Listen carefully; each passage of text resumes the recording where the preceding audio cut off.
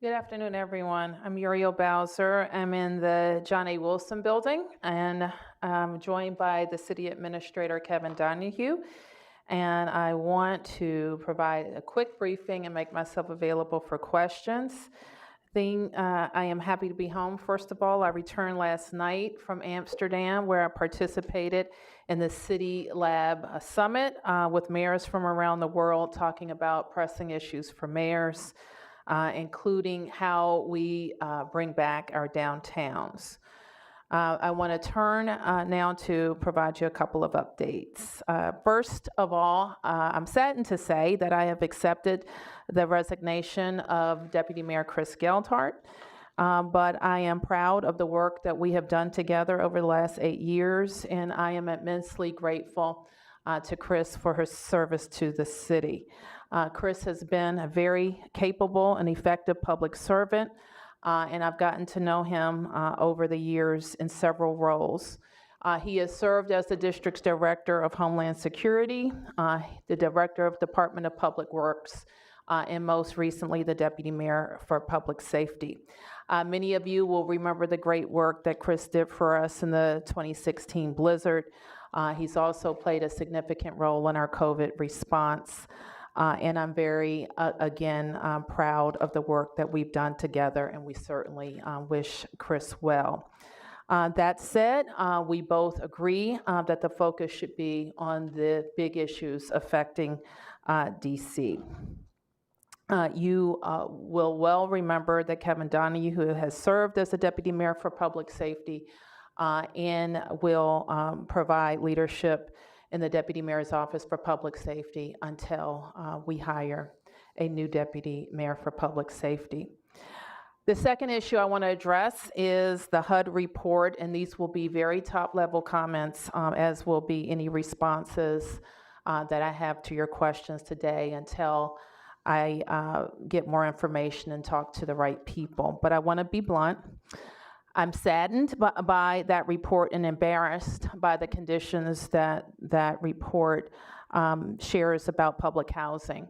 And we know that this is an issue that has been around in the district for a long time, including back to when the Housing Authority was spun off from the government. It is why my administration has made significant local investments in public housing, and also why I requested that the Chief Financial Officer conduct an evaluation of DCHA properties to guide our investments.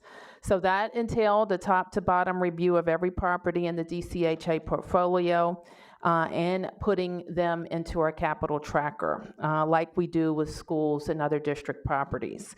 So that important work will help guide our future capital improvements and ensure that assets can be managed more thoroughly.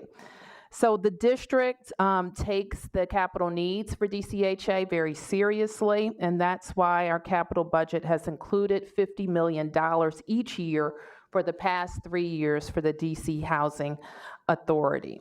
So we are taking a serious look at what the city government can do to support the Housing Authority, and I take it on as my responsibility. I want to say that I have complete faith in Brenda Donnell's leadership and her ability to oversee this change.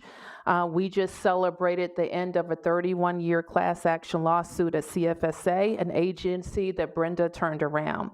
She is a reformer, and that is why I was glad when she took on the role at the Housing Authority.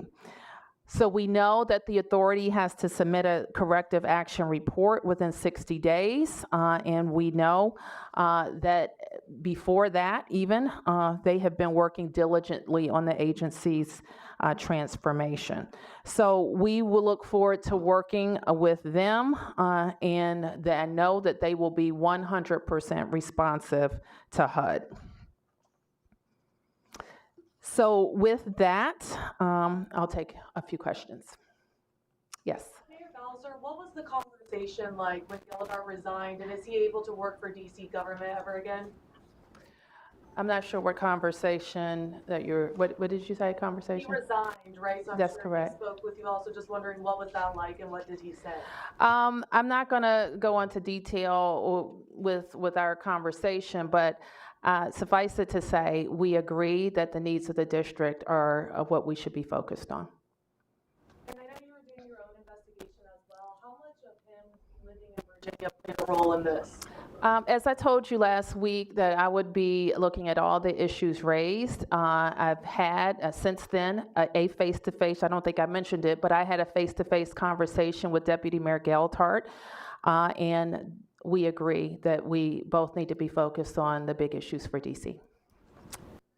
Any other questions? Yes, Michael. Mayor Bowser, can you elaborate on that point? There are a lot of questions raised and concerns raised, especially about the residency component in recent days.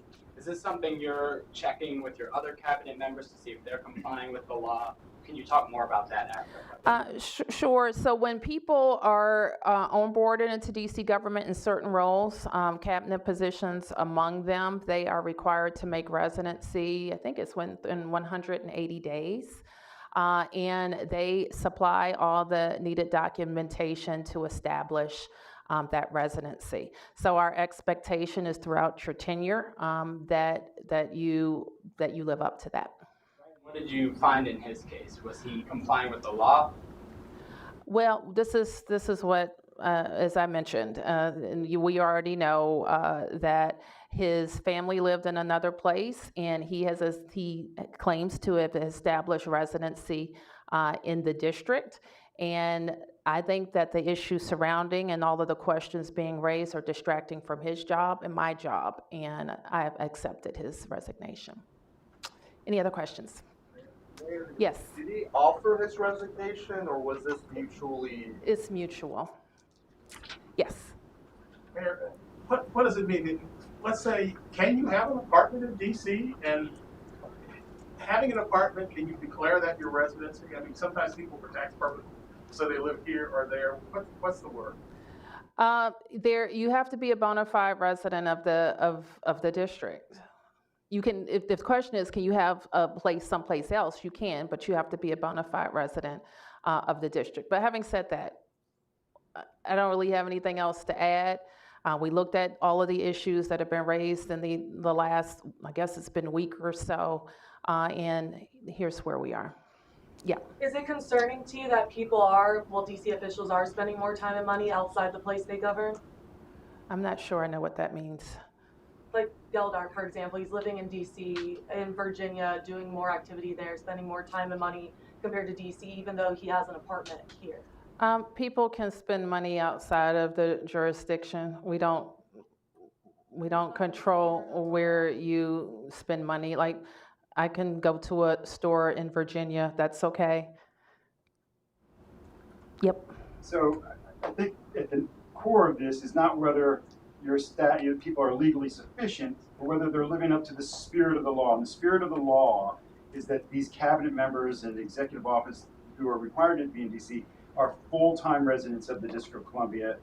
We're not talking about a vacation home somewhere else. We're talking about, in this case, his family and kids lived in one state, and he simply was legally sufficient in DC. I don't know where this term legally sufficient is coming from. I'm using it. Oh, okay. Why? Because that's what you alluded to. The other day when we asked about this question, you said as long as they're living up to the law, as long as they're following the law, that's legally sufficient. It's not the spirit of the law. The spirit of the law is that the reason we have this law is that these cabinet officials will be full-time residents experiencing everything that DC residents experience. Traffic congestion, parks, recreation, grocery stores, public transportation, schools, and whatnot. Is it your expectation?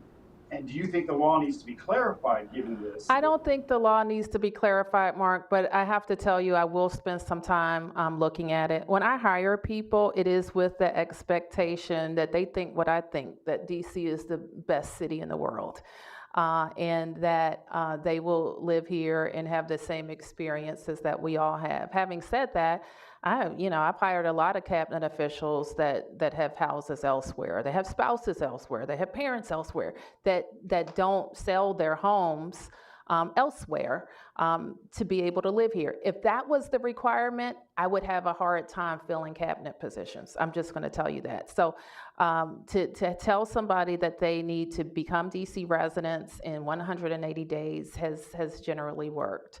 And so we're going to keep working on that and make sure that as we are attracting new talent, it's always something that we talk to people about. In fact, unless they're willing, I'm sure that they're willing to make that commitment. We don't even take them through the interview process to be able to live in DC. And now it's a kind of a natural transition time. I am approaching my third election as mayor. I'm hopeful of the results, but also during kind of this year of election years, we always see turnover in leadership, and we're going to continue to see turnover in leadership. And so as we recruit, and we will be recruiting, I'll know for sure November the 8th for future leaders in DC government. And what I'm proud of is that people want to work here, and they want to live here, and they want to govern here, and we'll keep working on that. We haven't talked about the assault charge, and when we last spoke to you about this, you did express what you said, concerns about the behavior you saw in the video. Can you say if one outweighed the other in this, or the assault charge hadn't actually played out through the judicial system yet? So I'm just wondering if you think one of these was a bigger distraction than the other. Did they weigh equally on you? I think that all of the issues, as I've said again, are distracting from the job that we have to do. Yes. Question for Deputy Mayor Donahue. What initiatives of Deputy Mayor Geltart are you looking to maneuver forward? And then also, just for the record, what neighborhood in DC do you live in? Just so we know. Sure. I've lived in DC I moved here in 1990. So I moved here when I was a teenager. I live in the Chevy Chase neighborhood of DC now. There's a number of, the more substantive question you ask is there's a number of important pieces of legislation, including the Criminal Code Reform Bill, a police reform bill, a DFS reform bill that I will be working closely with the council and our agencies in navigating through. We also have seen a steady reduction in the amount of violent crime we've had since spring. This past week was a pretty tough week. We had about 25 people shot, and that was a deviation from what we'd seen really since April or May, which is a pretty consistent decline compared to what we were seeing last year. So we want to make sure that the chief has all the tools he needs to be effective, that our prevention efforts are out there and coordinating well. So operationally, I'll be focused on that, and legislatively, I think you're going to see just a lot of movement over the next 2 months with some pretty important bills. I did the work for nearly 6 years, so I'm still proficient in most of it, if not all of it. Is there a timeline on naming an interim replacement there? It'll be part of our transition process. Yes. The initial statement from your office after this incident took place was that, or at least part of it was that the incident, the assault appeared to be over something minor, dispute over something minor that happens all the time. Is that still your view of the incident? Do I think it was over something minor? I think all the reports suggest it was over a possible door ding, so I would call that minor. Do I think the effects of that were minor? No. I think that was serious. The response was serious, but I think what it was about was about nothing. When you made that statement, had you seen video at the time? I don't think so. Yes. I've got a couple of questions about DCHA, if I can get them in. Sure. The first thing, I'll do my best to answer, but I'm happy to schedule something afterward. okay, appreciate that. The first one is, I think I heard you say that you're taking it on as your responsibility, I guess, to make sure it gets cleaned up. I mean, in many respects, it has gone off the rails during your time as mayor, and you've had control over that time, over the majority of who the board is made up of. And And when I talk about going off the rails, one of When the, I say take responsibility, I mean, like, there are a lot of agencies that are under the mayor's control, mayoral agencies. This is not one of them. It is, in fact, the present makeup of DCHA was a reform. Spin it out of the government, give it an independent board, and have it work with the federal government to a lot of the degree. And so, no, I'm not satisfied with what was found in that report. We are, in its present form, going to support the board as best that we can.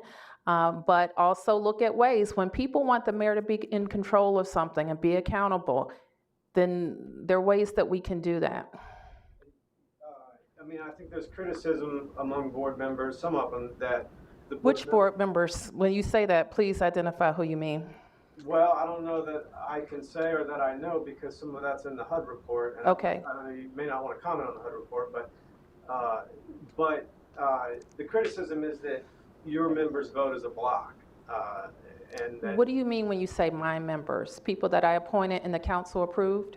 that's right. Okay. And so the idea with that criticism, I think, is that you do have some control over it. The reason what I'm getting all to is you say you're taking responsibility, taking it on as your responsibility, and that may have been, maybe you clarified that a little bit, but I'm just wondering how much responsibility you feel for the decline in the agency during your time as mayor. Well, I'm the mayor, and I want everybody to have safe and affordable housing. So I take it on as a challenge to get right with the Public Housing Authority.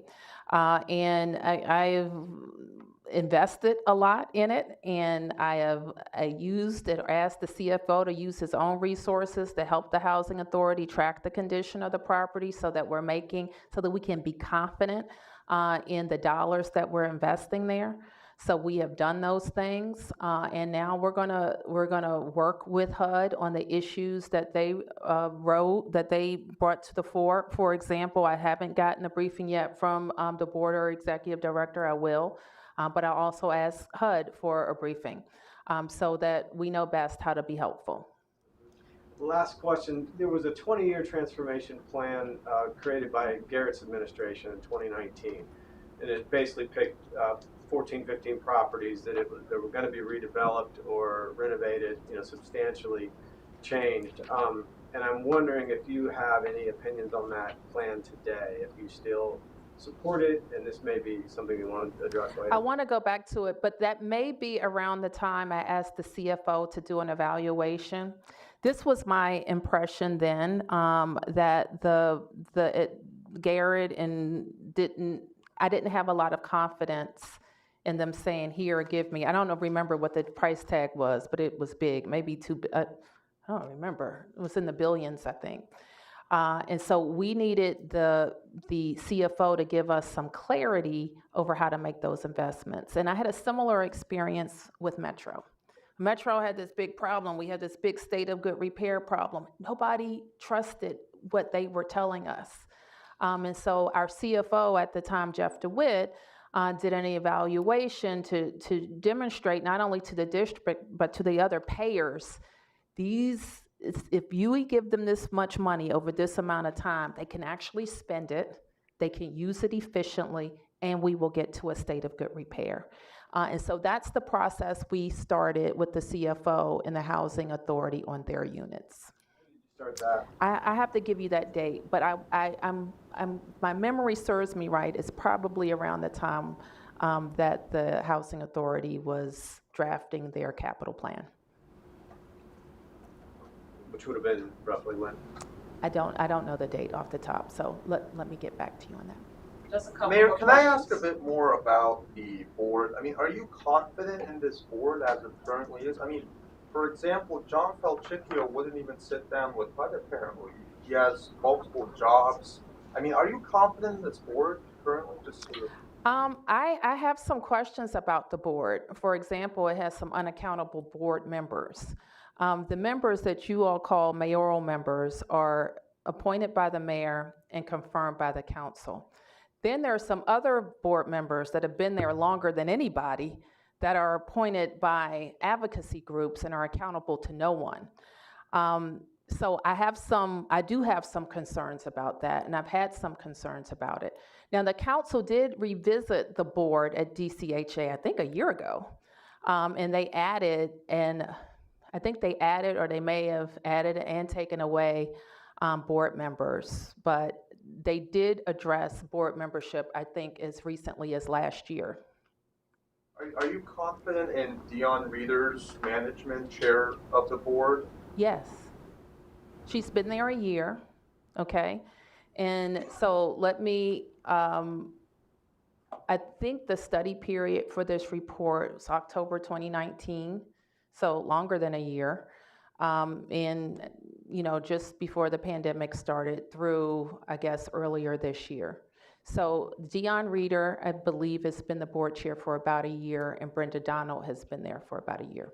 Last question, As you please. think of your transition, I mean, do you think there needs to be a rethinking of some of the mayoral appointees, some of the people who have served for a long time, or are... I just told you the longest serving person is not a mayoral appointee. Okay. People who are relatively new but in charge of agencies or boards that need massive changes, do you think there needs to be a rethinking, bringing new people into the government, maybe having a search for experts in housing to fix some of the issues at the housing board? To be on the board, we're always looking for new members. And we're always looking, people have served, some people have cycled off, and some people will cycle on. So we're always recruiting people to be not only on this board, but on a lot of our boards and commissions. And I will tell you, I think housing expertise is important for the Housing Authority, but you may have gathered, I also think that human services expertise is important for the Housing Authority, because a big part of their job is helping some of our most vulnerable residents use the Housing Authority, but also be able to buy a home and to not be in public housing, and to make sure that they are upskilling and using all of our programs and services. So I have a more expansive view about the leadership than some. We gotta go, guys. Okay, last two. One quick question on Geltart. Did you ask for his resignation? I've already answered that question, Mark. You said it was mutual, but did you ask him for his resignation? I've already answered that question. I accepted it. That's all I'm gonna say about it, yes. Well, on the Michael, yeah, on the HUD report, I know Sure. you're going to do a deep dive on it right now, but what do you say, you've been touting your success with homelessness, with reducing people who are experiencing homelessness. A lot of that has been done through the vouchers. If you read this report, it says that it looks like every single voucher has been going to somebody experiencing homelessness, rather than the thousands of people who've been waiting years on waiting lists for these same vouchers, and that you have been overpaying and may have to repay that money back to the federal government out of local funds. So what does that say about how you've been dealing with the homeless crisis if it has been at the expense of another population? We have to do both. Well, it doesn't seem you're doing both. No, we are doing both. We're building. Something moved off of that waiting list. I can't go into details about that, Mark, because I just simply don't know enough at this point. But we have to do both. We have to deal with homelessness, and we have to deal with affordability, absolutely, so that more people can have access to affordable housing. Yes. On the deputy mayor, I know you said you're proud of your work together, but if I could ask more directly, were you happy with his efforts specifically in fighting crime in his latest role as deputy mayor for public safety? I think Chris has been very earnest in his work on public safety. Yes, I think he's been earnest, and we've all been working hard, from the chief of police to violence prevention to setting up building blocks, and to all of the other public safety agencies. We've all been working very hard. Is earnest the same as happy or satisfactory? I mean, I've answered your question, Michael. I think that he's worked very hard, as we all have, in driving down crime. And we don't like to say it out loud. We're seeing fruits of that labor across all of our public safety work. But just like this weekend showed us, a bad weekend can change all of that. So we never let up, and I'm never satisfied when we have too many guns, too many people getting shot, and too many lives being upended. So, you know, we're all challenged to keep working harder.